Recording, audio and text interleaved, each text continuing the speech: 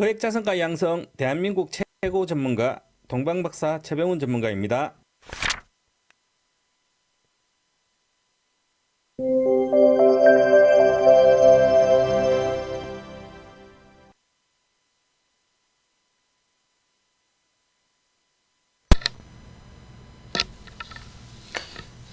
자, 방송하겠습니다.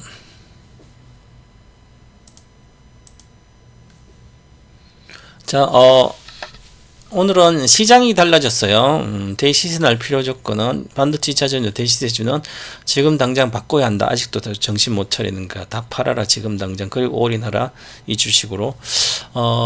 이렇게 관련된 제목으로 간략하게 영상을 만들어서 올리도록 하겠습니다. 제가 1시간 정도 했는데 USB를 설정을 안 해서 녹화가 안 돼가지고 녹화가 아니라 음성이, 그래서 간략하게 다시 하겠습니다. 자, 지금은 이제 시장이 조금 달라졌는데 최근 들어서 보면 삼성전자도 여기 갖다 계속 못 가고 있고 엔비디아랑 공급이 좀 늦어진 것 같아요. 그래서 잘 못 가고 있는 상태에서 외국인들이 지금 팔고 있었죠. 이렇게 팔고 있고, 하이닉스는 외국인이 사다가 그래도 많이 지속적으로 안 사고 있고, 그래서 좀 약한 편이에요. 그래서 내려가 있고, 그래서 이번 주 22일 날 미국 기준으로 22일 날 종가 끝나고 장 시간 내에서 장 마감하고 나서 실적 발표를 합니다. 엔비디아가. 그래서 엔비디아 실적은 이미 서프라이즈라고 나올 거로 예상돼 있고 아주 좋을 거로 봐요. 그죠? 그리고 가이던스, 앞으로 회사에서 발표하는 가이던스가 실제 어느 정도까지 좋을지 해야 되는데, 이미 작년 같은 경우에는 23년도 요때 23년도 5월 달이잖아요. 5월 22일 날 이 주간에 요때는 실적이 그동안 이렇게 내려가면서 주가가 346달러에서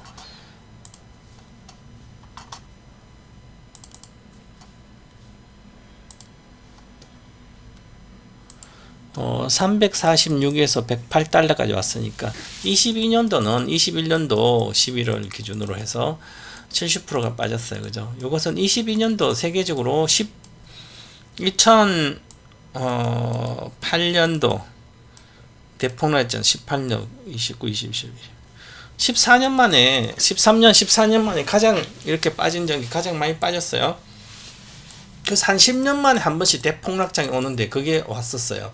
왜냐면 21년도 워낙 올라갔기 때문에. 항상 올라야만 폭등하고 나서 그 다음에 많이 빠지지. 평가 바닥에다가 폭락하지는 않아요, 잘. 그래서 이제 하고 나서 이제는 챗GPT 시대가 시작돼가지고 AI 혁명 시대 시작 1등 수혜주기 때문에 이렇게 AI 혁명 시대, 즉 1등 수혜주는 저는 동방에서 맨날 2010년부터 이야기해줬어요. 저는 국내 주식은 할 때는 AI 혁명 시대, 즉 인조인간 시대가 오면 이렇게 AI 혁명의 최정점, AI 시대가 있고요. 시작된 시대가 있고, 그 다음에 AI 혁명 시대가 있는데,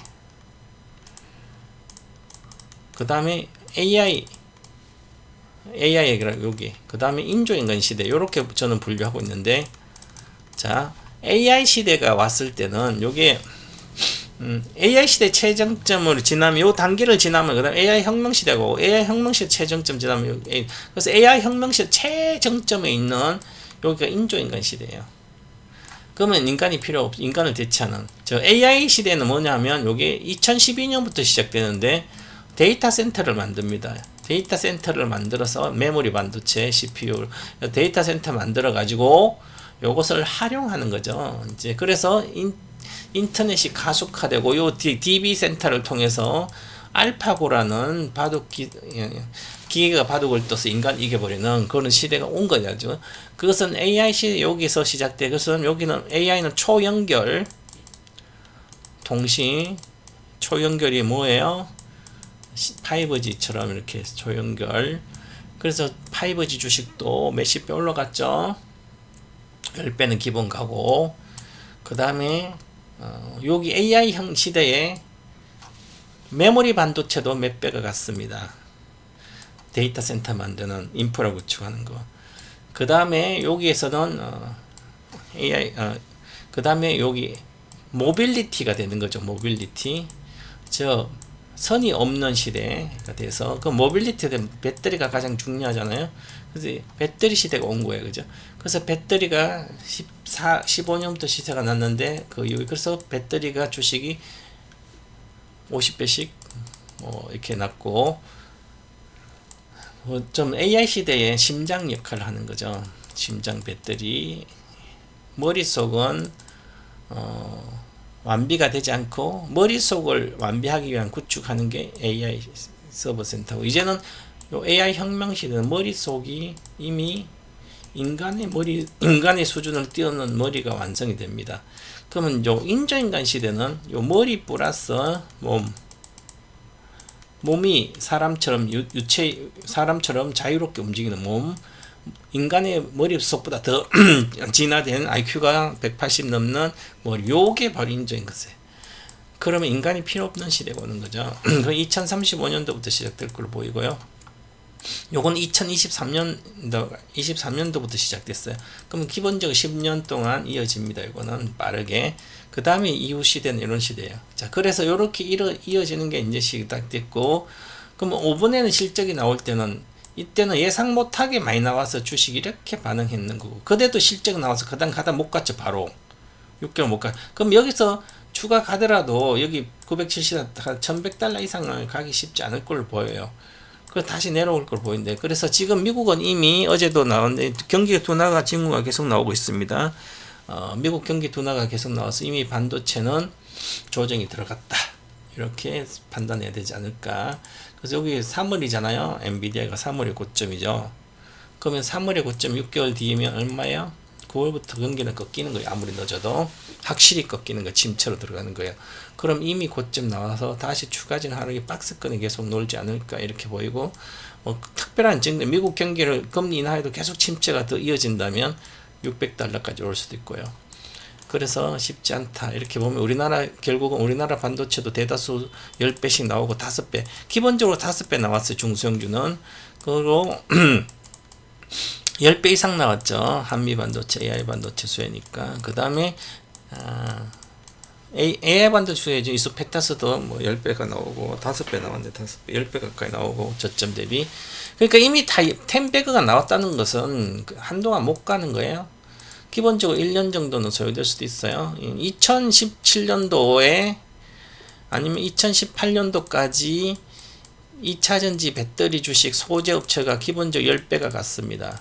양극재는 30배가 오르고, 그 다음에 2018년도 8월부터 19년도, 20년도, 21년도, 그러니까 19, 23년 뒤에 다시 30배가 오르고, 4년 뒤에, 5년 뒤에 양극재는 100배가 오르고 그랬죠. 30배에서 100배까지 오르고, 60배까지 오르고. 그렇기 때문에 또다시 못 가고 있는 거잖아요. 그죠? 그래서 마찬가지로 이렇게 이루어질 걸로 보여서 시장은 좀 바뀐다. 그런데 지금 중국이 산업 생산이 전년 동기 대비 6.7% 좀 올라갔기 때문에 중국이 살아나고 있어요. 중국이 살아나고 중국 관련된 주식들이 좀 더 좋게 흘러가고 있다, 이렇게 보면 됩니다. 중국 관련된 주식들은 보시면 대개지수 중에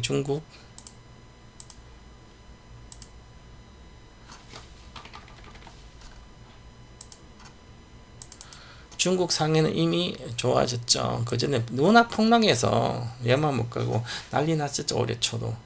근데 이미 주봉상 위에 가고 있고, 월봉으로 보시면 박스권 상단권 이미 올라 그래요. 3230, 3300 내외가 있던 박스권인데 돌파 지역은 좀 봐야 되는데, 전체적으로 보면 돌파는 쉽지 않겠나. 그래서 다시 박스권 갖다 눌림목 주고 산업 생산이 좀 좋아지고 있는데, 워낙 미국과 중국이 무역 전쟁이 심하게 이루어지고 있어서 그렇고요. 지금 이번에 미국의 관세로 대폭등 올려서 철강 주식은 원래 중국이 좋을 때 철강이 좋은데 우리나라 철강이 지금 못 가고 있어. 포스코가.